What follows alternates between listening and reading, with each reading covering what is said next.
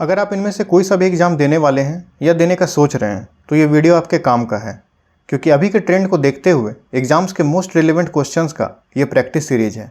इस वीडियो में ना सिर्फ हम प्रैक्टिस सेट देखेंगे बल्कि यह भी देखेंगे कि अगर कोई क्वेश्चन एग्ज़ाम में हमें नहीं आता है तो उसका आंसर ऑप्शन से कैसे खोजा जा सकता है। नमस्कार, मेरा नाम है अभिजीत आनंद, लोग मुझे जानते हैं आनंद सर के नाम से, और मैं आप सभी का स्वागत करता हूँ इस यूट्यूब चैनल पर जिसका नाम है देख लो ज़रा। ये प्रैक्टिस सेट 3 है। इसके पहले 2 प्रैक्टिस सेट चैनल पर अपलोडेड है। अगर आपने अभी तक नहीं देखा है तो उसे भी देख लीजिए। तो चलिए अपने सफलता की तरफ एक और कदम को बढ़ाते हैं। तो ये है हमारा आज का पहला सवाल। ये क्वेश्चन जो है वो CDS 2024 के एग्ज़ाम में जो भी 21 तारीख को हुआ है उसमें आया हुआ था। Synonym of the word first EDS। First EDS word का पहले हम लोग मीनिंग समझ लेते हैं। इसका मीनिंग होता है कंसर्न्ड अबाउट एक्यूरेसी और डिटेल। इसका एक और मतलब होता है डिफ़िकल्ट टू प्लीज़, तुनक मिजाज, जिनको आसानी से मनाया नहीं जा सकता, जैसे कि गर्लफ्रेंड। इसके ऑप्शंस पे एक बार नज़र डाल लेते हैं। इनअटेंटिव, बोरिंग, मेटिकुलस और अनइंटरेस्टिंग। तो देखिए, इसमें से बोरिंग और अनइंटरेस्टिंग जो है वो दोनों मिलता जुलता है। जो चीज़ बोरिंग होगा वो अनइंटरेस्टिंग भी होगा, तो ये दोनों आपस में सिनोनिम है। इसमें से आंसर कोई आपको एक ही टिक करना है, तो ये दोनों आंसर हो नहीं सकते। अगर आप बोरिंग आंसर टिक कर रहे हैं तो फिर अनइंटरेस्टिंग भी आंसर हो जाएगा। तो इस तरीके से ये दोनों ऑप्शन नहीं होगा, दोनों एलिमिनेट हो गया। इनअटेंटिव, अगर कोई चीज़ बोरिंग है तो ऑब्वियस सी बात है इनअटेंटिव भी होगा, तो ये भी इसका एक फार सिनोनिम हो जाएगा। एक ही ऑप्शन सिर्फ बचता है मेटिकुलस। इसका आंसर हो जाएगा मेटिकुलस। मेटिकुलस का मतलब होता है वेरी अटेंटिव और फोकस ऑन एक्यूरेसी, तो ये इसका सिनोनिम हो गया। तो इस तरीके से अगर कोई भी वर्ड आया हुआ है, अगर मुझे उसका मीनिंग नहीं भी पता है तो भी ऑप्शंस के जरिए मैं उसका आंसर तक पहुंच सकता हूं। नेक्स्ट वर्ड है नेफेरियस। नेफेरियस, ये अभी मुझे एक नया वर्ड मिला है, ये भी CDS 2024 में आया हुआ सवाल है। इसका मतलब होता है criminal, immoral, heinous, horrible, odious, outrageous, sinful. ये सब आपस में सिनोनिम है, तो इस वर्ड को आप याद रखिएगा। अगर UPSC के CDS एग्जाम में आया है तो मे भी किसी नेक्स्ट एग्जाम में भी ये पूछा जा सकता है। नेक्स्ट देखते हैं, डिंजी या डिंगी। ये जो वर्ड है इसका क्या मीनिंग होगा। ऑप्शन नंबर A में है हेजी, ऑप्शन नंबर D में है क्लाउडी। हेजी और क्लाउडी आपस में खुद में सिनोनिम है, दोनों आंसर हो नहीं सकते, यानी दोनों आउट हो गया। पेल, पेल का मतलब भी एक तरीके से फार सिनोनिम आप मान सकते हैं क्लाउडी का। एक ही ऑप्शन बचता है, option number B, dark and dirty. तो डिंजी का सिनोनिम हो गया डार्क एंड डर्टी। नेक्स्ट देखते हैं, कुछ क्वेश्चन जो होते हैं वो आपको इस फॉर्म में भी मिलेंगे कि एक सेंटेंस लिखा हुआ रहेगा, उसमें एक वर्ड रहेगा, उसका आपको सिनोनिम या एंटोनिम बताना होगा। तो जैसे ये जो क्वेश्चन था, justice prevailed and the murderer was decapitated, तो आपको इसमें डिकैपिटेटेड का सिनोनिम खोजना है। अब देखिए, डिसमिस और डिस्चार्ज, ये दोनों आपस में सेम है, लगभग एग्जैक्ट सेम तो नहीं बोल सकते, लेकिन जहाँ डिसमिस्ड है वहाँ डिस्चार्ज सेम जैसा लग रहा है। फिर है कि मर्डरर को किडनैप क्यों किया जाएगा। किडनैप नहीं हो सकता, तो जो मर्डरर है और जस्टिस अगर मिल चुका है तो उसको बीहेडेड। ये भी CDS 2024 का सवाल है। आगे देखते हैं, एंटोनिम ऑफ द वर्ड एब्जूअर। एब्जूअर का मतलब क्या होता है। एब्जूअर का मतलब होता है कि पब्लिकली आप ये चीज़ अनाउंस कर दें कि हम ये चीज़ छोड़ने वाले हैं। कोई एक पोस्ट है या कोई एक चीज़ है, उसको आप छोड़ने वाले हैं। यहाँ का देखिए 3 ऑप्शन, रिजेक्ट, रिनाउंस और अबंडन, ये आपस में सेम है। एक्सेप्ट इसका एंटोनिम हो जाएगा। अबंडन का मतलब यही होता है छोड़ देना, त्याग कर देना। ये सवाल ISRO 2022 का है। आगे देखते हैं, इनडोमिटेबल। इनडोमिटेबल का एंटोनिम क्या होगा। यहाँ पे इनविंसिबल, जिसको हराया नहीं जा सकता, स्टबर्न, जिद्दी, अनबीटेबल, जिसको हराया नहीं जा सकता। इनडोमिटेबल का भी जो मीनिंग होता है वो यही मीनिंग होता है, impossible to defeat, very brave और डिटरमिन्ड। तो इसका जो एंटोनिम हो जाएगा वो सबमिसिव, मतलब कि ये डिफीट एक्सेप्ट कर लिया है या ये डिफीट जल्दी एक्सेप्ट कर लेगा, तो इसका एंटोनिम हो जाएगा ऑप्शन नंबर A, सबमिसिव। ये भी ISRO 2022 का सवाल है।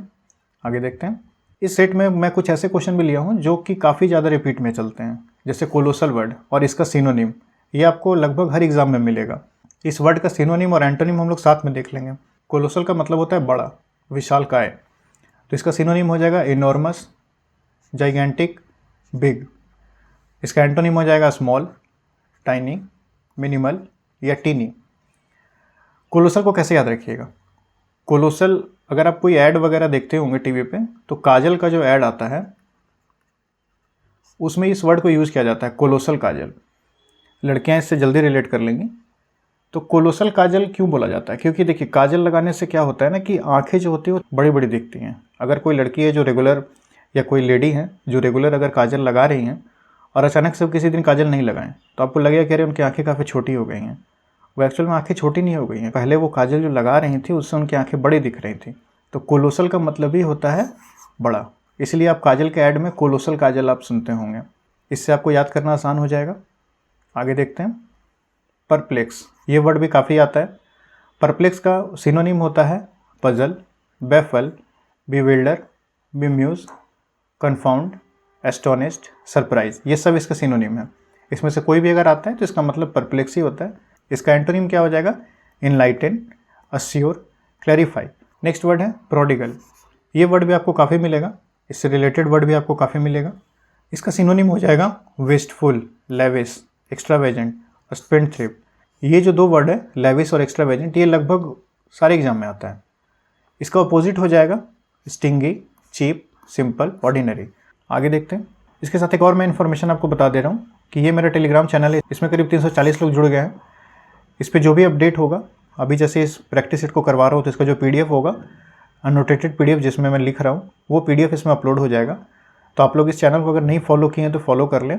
इसको फॉलो करने के बाद आपको अपडेट्स और जो PDF है ये सब आपको टाइम टू टाइम मिलते रहेंगे। साथ ही में यहाँ पे एक डिस्कशन सेक्शन का लिंक मैंने पिन कर दिया है, इस लिंक पे आप जाइएगा तो वहाँ से आप डिस्कशन ग्रुप ज्वाइन कर लीजिए, वहाँ पे आप अपना मैसेज कर सकते हैं।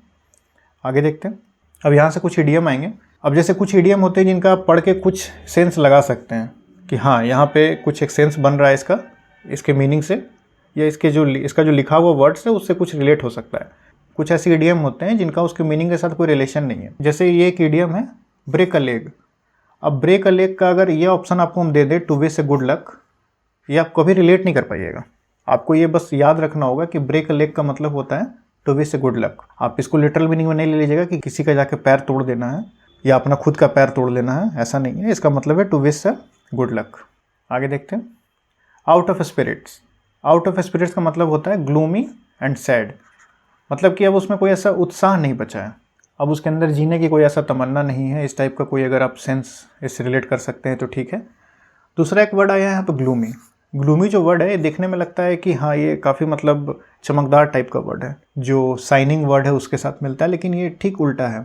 एग्जाम में कई बार लोग कंफ्यूज हो जाते हैं। ग्लूम का मतलब होता है उदास, तो इसको आप याद रखिएगा, ये भी काफ़ी बार सिनोनिम एंटोनिम में ये वाला वर्ड आता है। Next, to take on one's heels. इसका मतलब होता है टू रन अवे, भाग जाना। आगे देखते हैं। Hit the sack. अब इसका मीनिंग होता है time to go to bed. अब अगर मैं डायरेक्ट ऐसे हिट द सैक लिख दूँ और यहाँ पे ऑप्शन दे दूँ, आप नहीं जानते होंगे तो आप रिलेट नहीं कर पाइएगा कि हिट द सैक, बोरे को पीट दो। सैक मतलब बोरा होता है या कोई ऐसा मटेरियल जिसमें हम कोई चीज़ कैरी कर सकें, तो इसको पीटने का क्या अर्थ है? कोई इसका अर्थ नहीं है। आपको सिंपली इसको याद कर लेना होगा। इसका मतलब होता है time to go to bed. ये सब क्वेश्चंस आते रहते हैं एग्जाम में जिसमें आप रिलेट नहीं कर पाइएगा। आगे देखते हैं। Walking on egg cells. अंडा जो होता है खुद में एक नाजुक चीज़ होता है, अगर जोर से अगर उस पर प्रेशर डाल दीजिएगा तो टूट जाएगा। तो इसका भी वही मतलब है, केयरफुल नॉट टू ऑफेंड और अपसेट अदर्स। मतलब आप ऐसा कोई काम मत कीजिए कि जिससे किसी दूसरे को तकलीफ हो, दूसरे को परेशानी हो। नेक्स्ट है the elephant in the room. Room खुद में एक छोटा होता है और एलिफेंट एक हाथी एक बड़ा जानवर है। अब हाथी को रूम में डाल दिए, रूम खुद में छोटा बड़ा जानवर है, तो इसका कुछ मतलब समझिए बड़ा से रिलेशन होगा। कैसे वर्ड रिलेट करेंगे हम लोग इसको जानने के लिए। A big problem everyone is ignoring और afraid to talk about, an obvious issue left unaddressed due to its sensitivity. मतलब एक बहुत बड़ा प्रॉब्लम है जिसको अभी अनअटेंटिव छोड़ा हुआ है, उसको भी एड्रेस नहीं किया जा रहा है। इसका मतलब होता है the elephant in the room. Elephant को यहाँ बिग प्रॉब्लम से रिलेट किया गया है। और अगर रूम में अगर एलिफेंट है, अगर आप भी उस रूम में हैं, तो आप कोशिश कीजिएगा कि चुपचाप आप कहीं साइड में रहें। आप उसको छेड़खानी उसके साथ नहीं करें, क्योंकि वो एलिफेंट है, वो 1 सेकंड में आपको ख़त्म कर देगा। तो इसलिए everyone is afraid to talk about. तो ये था आज का पूरा क्लास। इसी तरीके से जो प्लेलिस्ट है वो मैं बनाया हुआ अपने चैनल पे, जैसे कि रीजनिंग के क्लासेस हैं, इसमें इंग्लिश की क्लासेस हैं, एग्जाम का नोटिफिकेशन वगैरह इसमें है। और अगर आप झारखंड हाई कोर्ट असिस्टेंट की तैयारी कर रहे हो या सिविल कोर्ट असिस्टेंट की तैयारी कर रहे हैं तो इस प्लेलिस्ट को जरूर से देखें। इस प्लेलिस्ट में आपको टाइपिंग का भी वीडियो मिल जाएगा। आई होप आपको ये वीडियो पसंद आया हो। अगर पसंद आया हो तो इस वीडियो को लाइक करें, अपने दोस्तों को शेयर करें और इस चैनल को सब्सक्राइब करना नहीं भूलें जिसका नाम है देख लो ज़रा। Thank you.